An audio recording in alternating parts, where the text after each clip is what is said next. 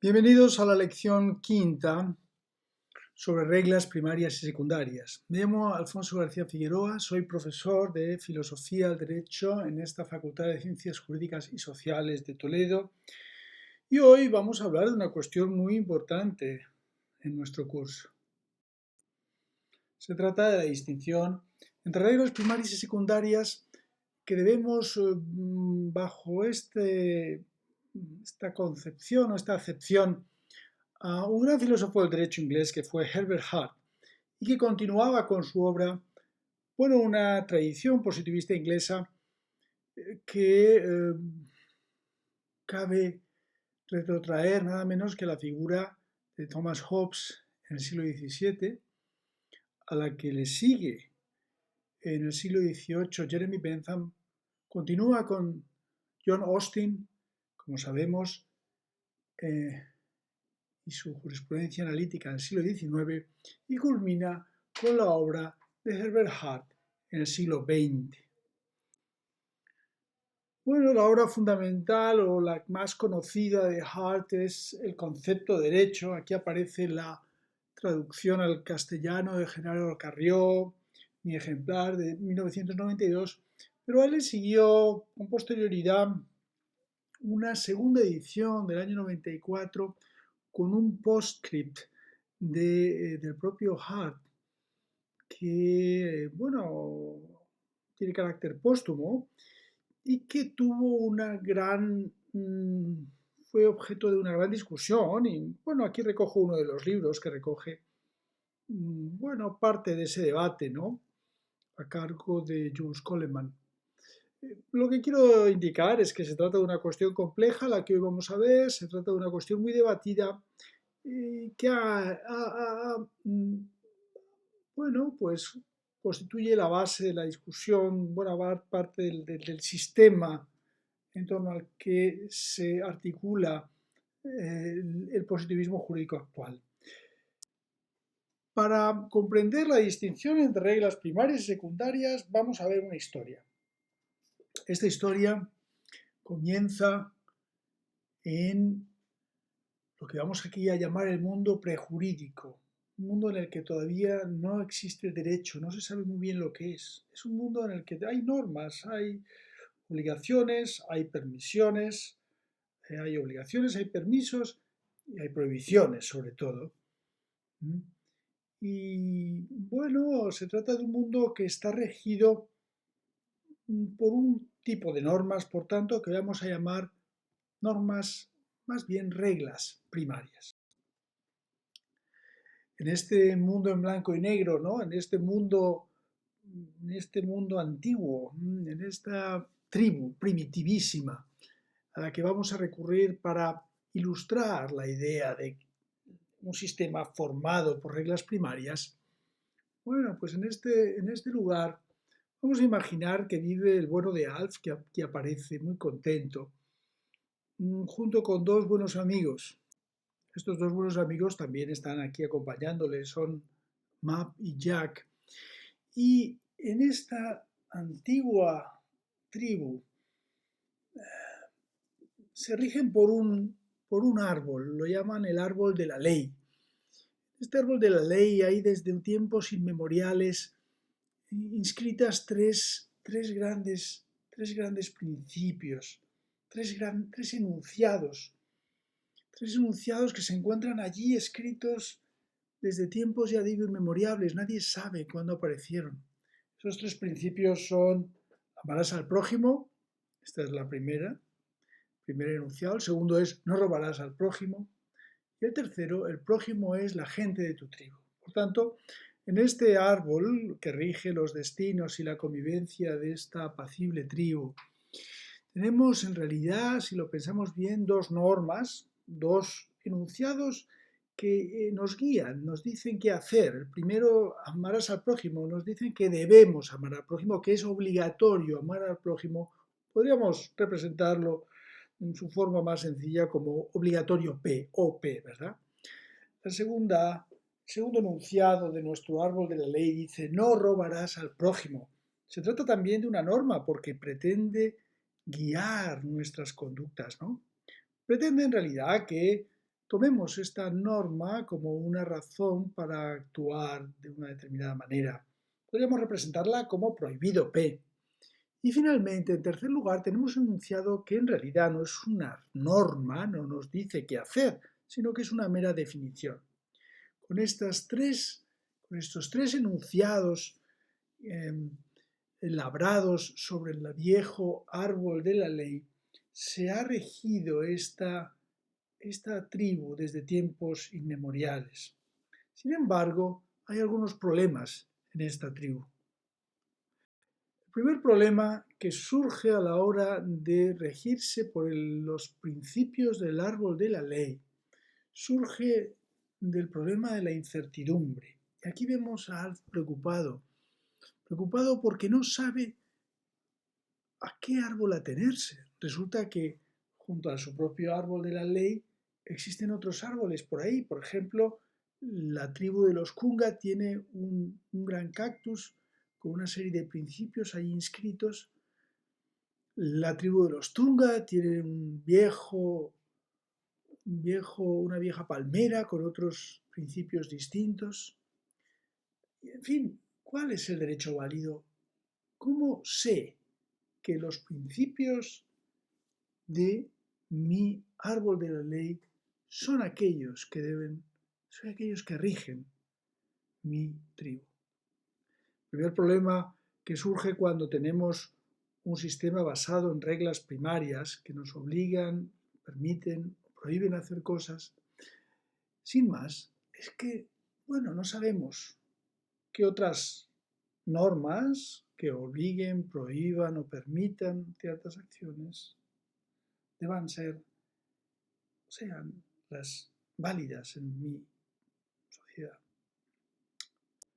Siguiente problema que podríamos encontrarnos en esta vieja tribu es ¿quién aplica las normas?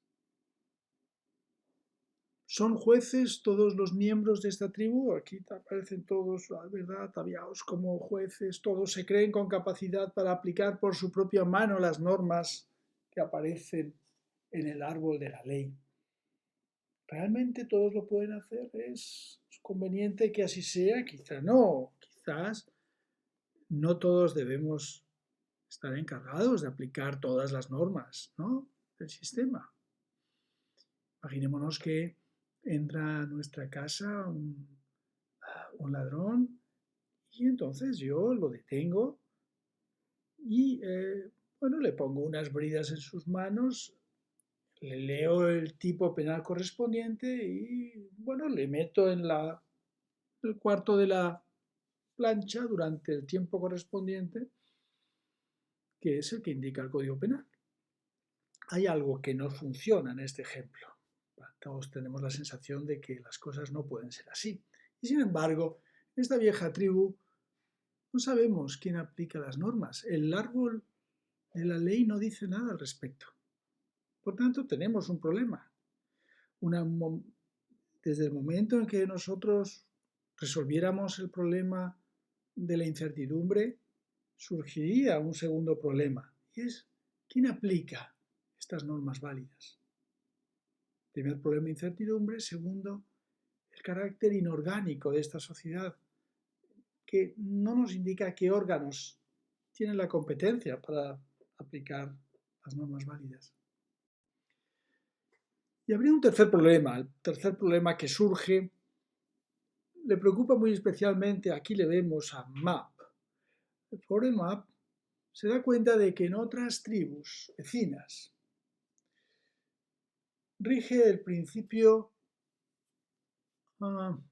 amarás al prójimo y sobre todo el principio no robarás a nadie. No robarás a la gente de tu tribu, pero tampoco robarás a ninguna otra persona. Ya le parece, porque él tiene una gran conciencia social y un gran sentido de la igualdad, le parece que este sería un principio mucho mejor para su propia tribu. Entonces se lo plantea al chamán de la tribu, que es una autoridad importante allí. Le dice, ¿por qué no cambiamos las normas del árbol de la ley? Y el chamán, en principio, le dice con muy buen criterio, le dice, ¿Acaso hay una indicación en el árbol de la ley para poder cambiar las normas del árbol de la ley?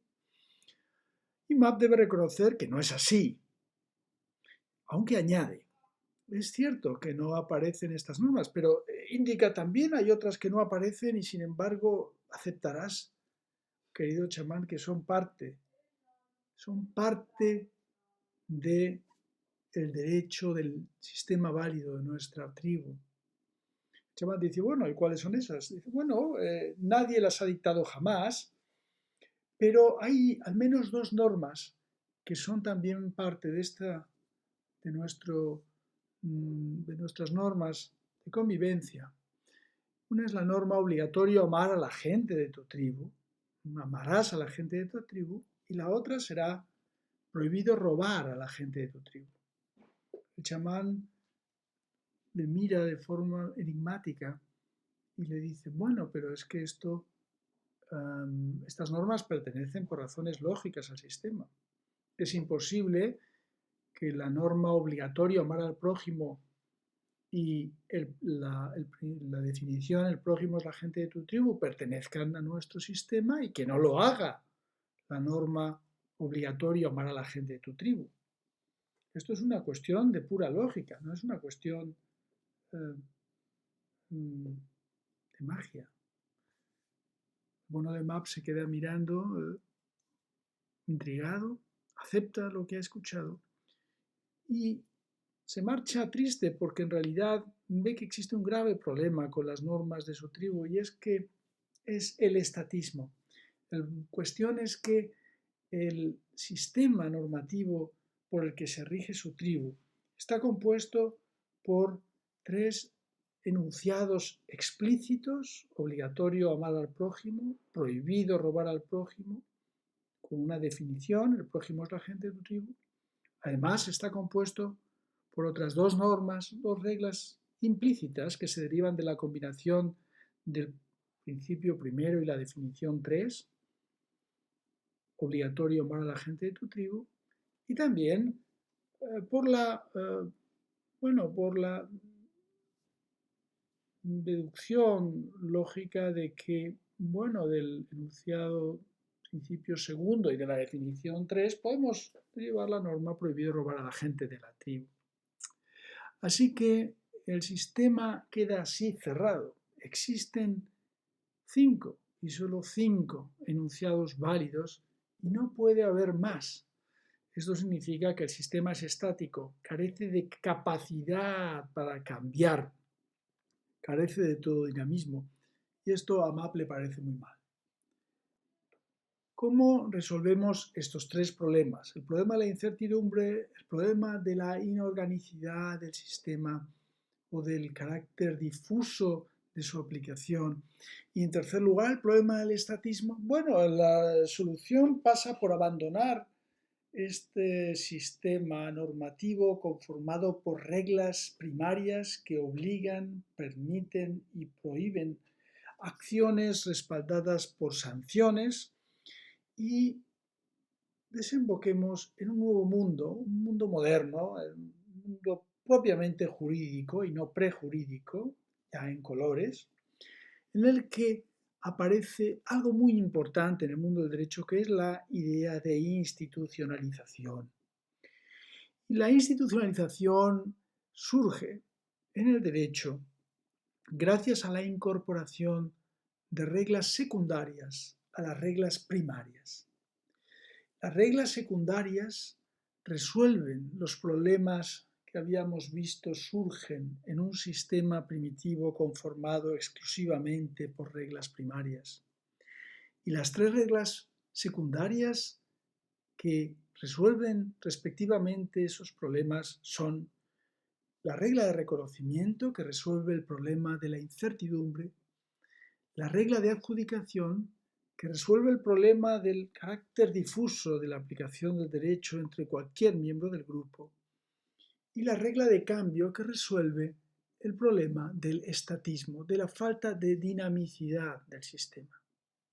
Vamos a ver por partes cómo funciona cada una de estas reglas secundarias, que son reglas que se llaman secundarias en el sentido de que mientras las reglas primarias regulan nuestro comportamiento, las reglas secundarias no regulan nuestro comportamiento, sino que más bien regulan el derecho, regulan el funcionamiento, la organización del poder que a su vez dicta estas reglas que rigen nuestro comportamiento.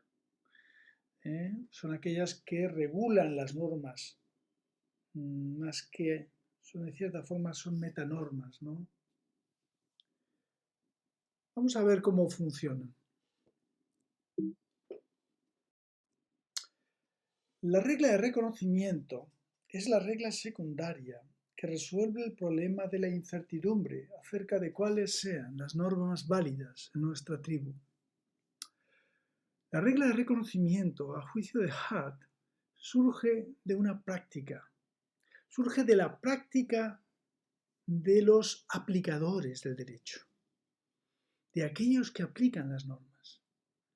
No solo de lo que nosotros llamaríamos jueces, sino de cualquiera que con competencia aplique las normas del sistema. Podríamos pensar, por ejemplo, en los jueces en nuestros derechos modernos, pero también en cualquier persona que se vea obligado en la administración a aplicarlas. Así pues, la regla de reconocimiento es algo así como una práctica vigente entre quienes aplican el derecho y que les sirve para reconocer cuando una regla es realmente válida. ¿Cuál sería la regla de reconocimiento en nuestro país? Sería complicado de decirlo. Realmente existen propuestas para reconstruir una regla de reconocimiento, pero es algo bastante complejo. Hart sugirió por eso, para quizás darnos un ejemplo fácil de seguir, pero también fácil de comprender, que podría ser la regla de reconocimiento del derecho inglés o del derecho británico. La regla que dijera: lo que diga la reina en el Parlamento es derecho británico. Esta sería una regla vigente, aceptada entre los officials, entre los aplicadores del derecho, y sería la que nos permitiría identificarlo y resolver y superar el problema de la incertidumbre. El segundo problema: ¿quién aplica entonces esas normas una vez resuelto el problema de la incertidumbre? Bueno, para resolver este problema surge la regla de adjudicación. La regla de adjudicación es aquella que indica quiénes aplican las normas. Y tendríamos quizás un ejemplo de regla de adjudicación en el artículo 117.1 de nuestra Constitución española de 1978, donde se nos dice que la justicia emana del pueblo y se administra en nombre del rey por jueces y magistrados, integrantes del Poder Judicial, independientes, inamovibles, responsables y sometidos únicamente al imperio de la ley. Bueno, aquí se nos dice, ¿no?, quién aplica el derecho y quién no lo hace, ¿no?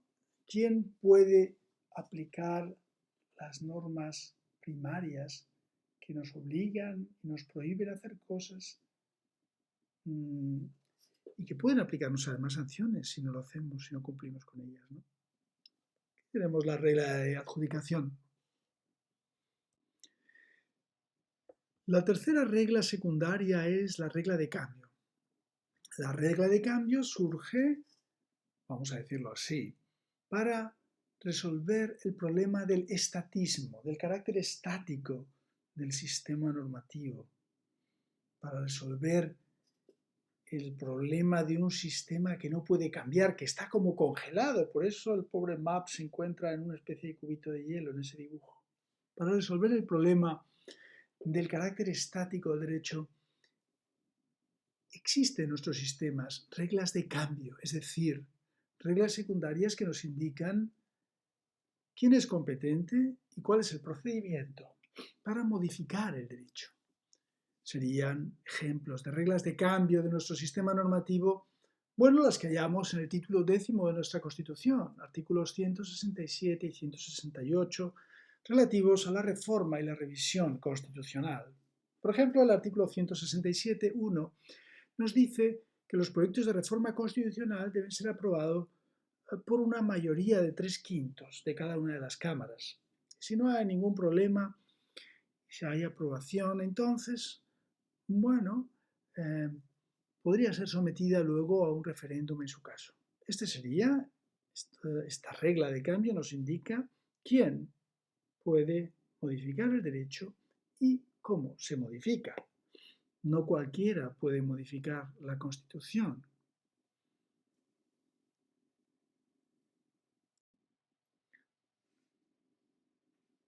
Sabemos ya, por tanto, cuáles eran los problemas de un sistema normativo primitivo y cuáles las soluciones que nos ofrecían las reglas secundarias. Frente a este sistema primitivo conformado por reglas primarias que obligan, permiten o prohíben acciones y que nos sumían en la incertidumbre de no saber cuál es el derecho válido, el sistema normativo válido, no saber quién está encargado de aplicarlo y no poder cambiarlo, surgen las reglas secundarias, que nos proporciona una regla de reconocimiento que identifica las normas válidas, una regla de adjudicación que nos indica quién aplica las normas y una regla de cambio que indica el procedimiento y los sujetos que pueden modificar esas normas. Sin embargo, aquí no terminan los problemas. Bien pensado, comienzan. Tenemos así el derecho considerado como un sistema de normas que integra, por un lado, unas reglas primarias a las que añadimos unas reglas secundarias. Bueno, aquí surgen, como digo, algunos problemas.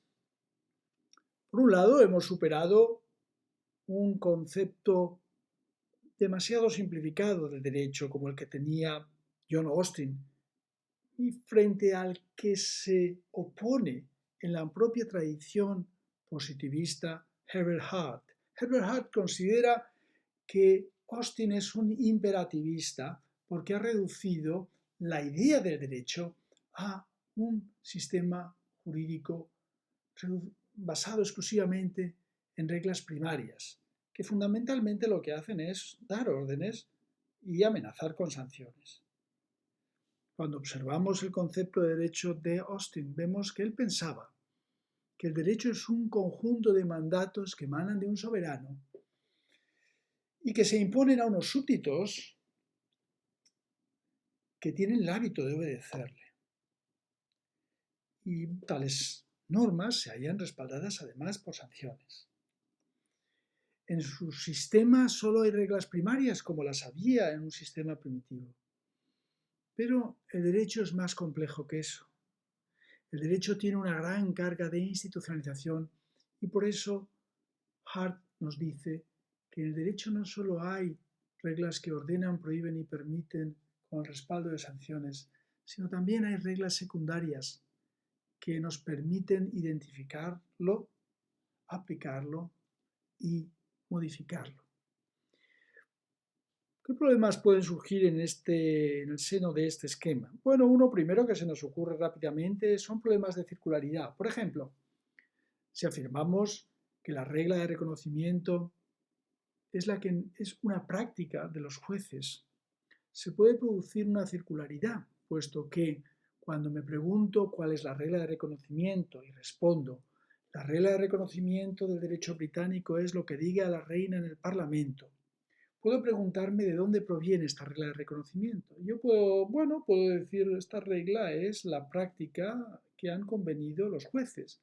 Y entonces me pregunto, ¿quiénes son los jueces? Y los jueces son aquellos definidos por la regla de adjudicación como tales, como jueces. Y si me pregunto de dónde proviene esta regla de adjudicación, tendré que responder que la identifico mediante una regla de reconocimiento. Es decir, para saber cuál es la regla de reconocimiento del sistema, necesito saber quiénes son los jueces, pero para saber quiénes son los jueces, necesito identificar las reglas que nos dicen quiénes son. Por tanto, se produce una situación de circularidad entre la regla de reconocimiento y la regla de adjudicación. ¿Quién es primero? ¿El sistema reconocido o bien los jueces? Primero existen los jueces que nos dicen qué es el derecho, o bien primero existe el derecho que nos dice quiénes son los jueces. Hay otros problemas que nos van a interesar quizás algo más aquí. Uno de los grandes avances de la teoría de Hart frente a la de Austin, es decir, uno de los avances que permiten refinar el concepto positivista de derecho. Recordemos que Hart sigue la tradición positivista de Austin, pero también la quiere superar añadiendo las reglas secundarias a las reglas primarias en el esquema de Austin. Bueno, pues algunas de las normas que surgen y distinguen este sistema, los sistemas jurídicos de los sistemas prejurídicos, son estas normas que confieren poderes, confieren competencias para modificar el derecho, por ejemplo, la regla de cambio, o para aplicarlo, la regla de adjudicación. Son reglas de competencia que en realidad es dudoso que obliguen, permiten o prohíban, y realmente no sabemos muy bien a veces cuál sea su estatus. ¿Cuál es el estatus de estas reglas de competencia dentro de estas reglas secundarias que permiten el paso del sistema prejurídico al sistema jurídico y que constituyen, no lo olvidemos, por eso aparece ahí Alf con una rueda, el tránsito del derecho, del sistema normativo prejurídico al jurídico está determinado por la institucionalización que imprime al sistema normativo las reglas secundarias, de tal forma que estas reglas secundarias constituyen, así nos lo dice Hart, algo así como la invención de la rueda. Fue para los pueblos primitivos, ¿no? Hay un antes y un después de la invención de la rueda, como hay un antes y un después de la incorporación de reglas secundarias a las reglas primarias. ¿Qué son? Volvamos a nuestro argumento. ¿Qué son las reglas de competencia? ¿En qué consisten estas reglas que confieren poderes, que no nos ordenan, en principio no nos obligan a cosas, pero sí nos confieren un cierto poder para hacerlas, ¿no? Por ejemplo, hay reglas que no nos obligan a casarnos, por ejemplo, pero que nos confieren la posibilidad de hacerlo. Hay reglas que no nos obligan a jugar al ajedrez, pero nos dan la oportunidad de hacerlo. Hay reglas que no nos obligan a hacer un testamento, pero sí nos dicen qué debemos hacer para que un testamento sea válido y tenga ciertos efectos. Estas reglas que facilitan nuestra vida en cierta forma, que nos confieren poderes o nos dan competencias, presentan algunos problemas. ¿Qué son estas reglas? En primer lugar, podríamos pensar que fueran quizás reglas regulativas, que fueran normas que guiaran nuestra acción. En segundo lugar, podríamos plantearnos que fueran reglas más bien constitutivas, que se asemejan a los juegos. Y también podríamos asemejarlas incluso a ciertos tipos de reglas técnicas, reglas arancástico-constitutivas. Dependiendo de cuál sea nuestra visión de estas reglas, podríamos plantearnos además si la consecuencia de no seguirlos sea las sanciones, las nulidades o bien la inexistencia de ciertos actos. Pero vamos a ver todo esto con cierta calma. La primera cuestión que nos podemos plantear es si las normas que confieren ciertos poderes, que otorgan ciertas competencias, como por ejemplo la norma que confiere la competencia al Parlamento para crear leyes, imaginémosla, son reglas regulativas, son efectivamente normas que prohíben, obligan o permiten hacer algo. Si son reglas constitutivas como las de los juegos, o bien si pudieran asemejarse de alguna forma a las reglas técnicas, porque las tres hipótesis se han manejado de algún modo. Recordemos para ello qué son cada una de estas tres categorías: reglas regulativas, reglas constitutivas y reglas técnicas. Bien, las reglas regulativas se identifican con lo que habitualmente denominamos normas. Y ya sabemos que, bueno, las normas nos sirven para guiar la conducta de la gente. Las normas nos dicen lo que debemos hacer. Por ejemplo, las normas nos pueden decir: debes pagar impuestos. Las normas pretenden indicarnos qué es lo obligatorio, prohibido o permitido. Califican deónticamente ciertas acciones como obligatorias, permitidas o prohibidas. Este deber de pagar impuestos, es un deber puramente deóntico. Si alguien dice debes pagar impuestos, pretende que yo tome esta norma como una razón para pagar impuestos y que así lo haga. Y de no hacerlo, además, puede que me someta, puede que me exponga a ciertas sanciones. Así funcionan las reglas regulativas. Regulan un contenido preexistente. Por ejemplo, si alguien dice prohibido matar, no está creando la acción de matar con la regla que dicta. Esta acción preexiste, ¿no?, a la regla y sin embargo es regulada por ella, es calificada deónticamente como prohibida. Las reglas regulativas se caracterizan porque pueden ser infringidas. Si yo no pago mis impuestos o si yo mato a alguien, entonces estoy infringiendo la norma y probablemente recibiré una sanción. Muy distintas son, en cambio, las reglas constitutivas. Las reglas constitutivas son típicamente las reglas de los juegos. Por ejemplo, una regla podría decir: el peón debe mover un escaque por turno. Se trata de un enunciado con una apariencia deóntica porque nos dice qué debe hacer el peón o qué debo hacer yo con un peón. En principio pareciera que se trata de una regla regulativa por su contenido deóntico, por ese deber.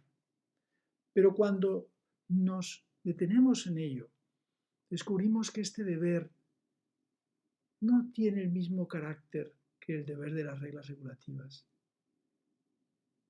Y ello por varias razones. En primer lugar, porque así como las reglas regulativas regulan acciones preexistentes, a veces se habla de regulan acciones naturales que preexisten a la regla, ¿no? Las reglas constitutivas, en cambio, crean la acción que regulan.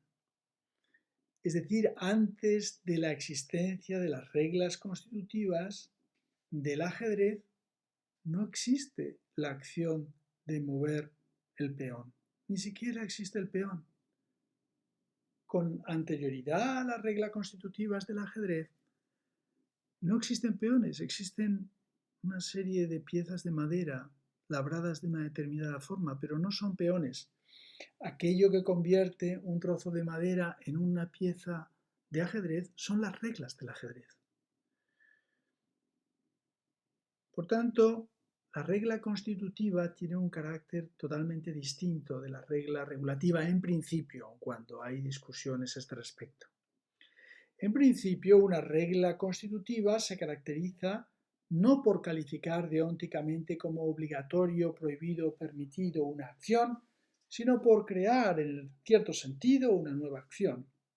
Y cuando nosotros no seguimos la regla constitutiva, en realidad no la estamos infringiendo, sino que lo que hacemos es dejar de participar, de jugar a la institución creada por la regla constitutiva. Es decir, si la regla constitutiva nos dice el peón debe mover un escaque por turno y yo lo muevo 10, escaques, o 6, perdón.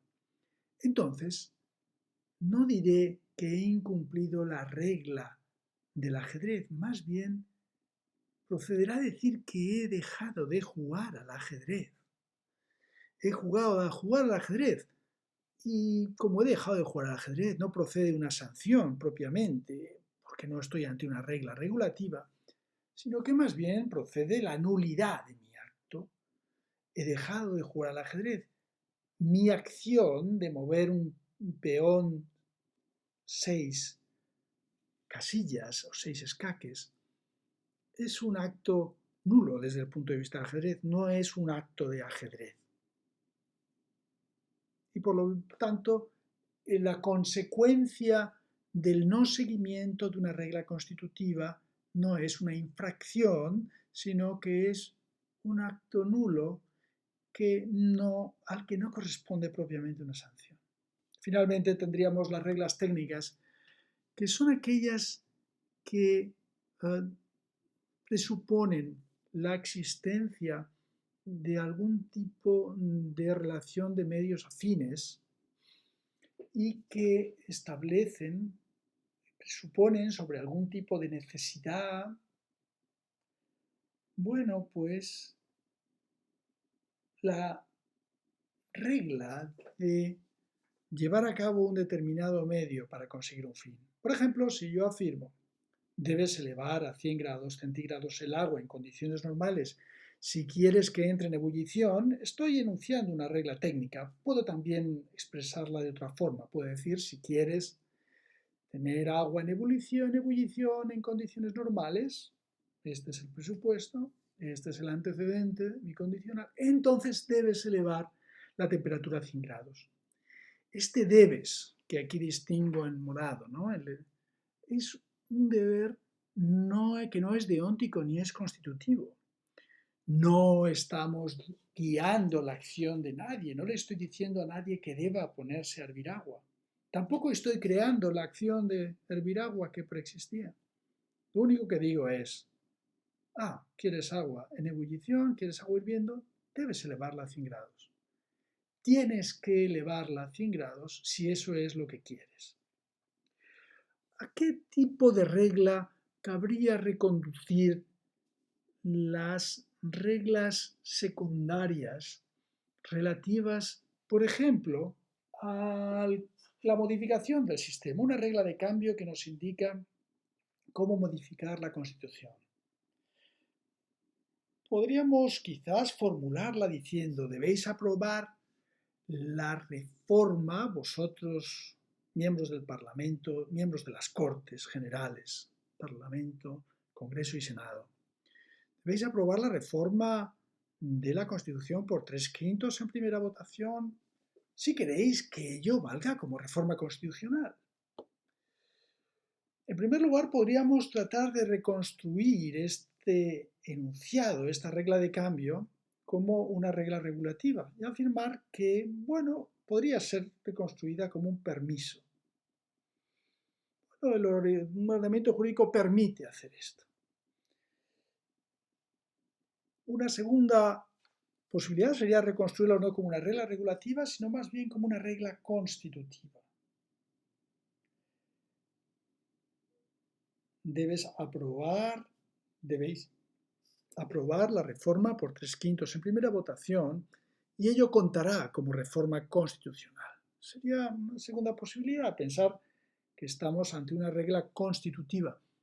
Y la tercera sería reconstruir este tipo de procedimiento de regla de cambio como una regla no ya puramente constitutiva, sino más bien una mezcla de la regla constitutiva y técnica, afirmando lo que se suele denominar una regla anancástico-constitutiva, es decir, una regla de carácter técnico que presupusiera una modificación de carácter institucional que presupone reglas constitutivas. Por ejemplo, si yo afirmo, debes aprobar por 3/5 del Congreso en primera votación si lo que quieres es que ello valga como reforma constitucional. Estaríamos, por tanto, ante una regla nancástico-constitutiva que presupone una nanquea. Nanque era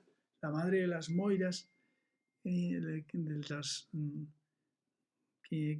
nuestros destinos, y que se identifica con la idea de necesidad. Esa es una nanque, ¿no? Bueno, si lo que quieres es reformar la Constitución, entonces tienes que aprobar la reforma por 3/5 del Senado y del Congreso en primera votación. Bueno, esto sería una forma de reconstruirlo. Serían estas tres formas, serían tres formas posibles de reconstruir estas reglas que confieren poderes. Una cuestión que nos podríamos plantear entonces es si tales reglas que confieren poderes no son propiamente reglas regulativas que nos indican qué debemos hacer. Podríamos plantearnos que son reglas constitutivas o bien anancástico-constitutivas, y son reglas que por tanto tienen como consecuencia alguna forma de nulidad, ¿no? Es decir, si el Parlamento, imaginémoslo, bueno, se saltara el procedimiento de la reforma constitucional y no respetara los artículos 167 y 168 de la Constitución, ¿ante qué estaríamos? Una posibilidad sería afirmar que estamos ante un acto nulo. Sería afirmar simplemente que eso no cuenta como una reforma constitucional porque no hemos seguido la regla constitutiva que nos indica qué actos funcionan, valen como reforma constitucional. Otra posibilidad sería entonces asimilar, y eso se ha hecho alguna vez, las nulidades a sanciones. Después de todo, bueno, tanto la nulidad como la sanción tiene un carácter desagradable, ¿verdad? Es algo que puede provocar contrariedad en quienes las sufren, y tienen un carácter consecuencial, es decir, se dan a raíz de la infracción de la regla regulativa o bien del no seguimiento de la regla constitutiva. Tiene este carácter consecuencial, es consecuencia de, y además es consecuencia desagradable. Sin embargo, todo parece indicar que no conviene confundir sanción y nulidad. Una cosa es una sanción que consiste en el, vamos a decirlo así, castigo por el no seguimiento de una regla regulativa, y otra muy distinta es la nulidad que tiene lugar como consecuencia del no seguimiento de una regla constitutiva. Una vez que distinguimos entre sanciones y nulidad, cabe plantearse qué distinción pudiera existir a su vez entre un acto nulo y un acto inexistente. Para eso quizás conviniera apurar nuestro ejemplo sobre la reforma constitucional.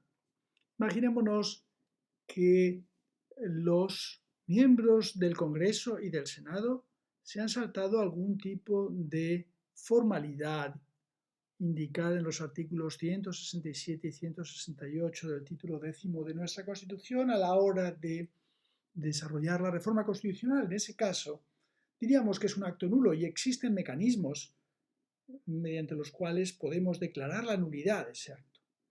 Comparemos ahora ese acto con una reunión de todos los miembros del Congreso y del Senado. Imaginémonos que se reúnen en una multitudinaria barbacoa en un chalet de Galapagar, por ejemplo, y acuerdan allí una reforma constitucional, bueno, mientras están comiendo o bañándose en una piscina. Probablemente ese acto no merezca ni siquiera ser llamado nulo. Es un acto directamente inexistente.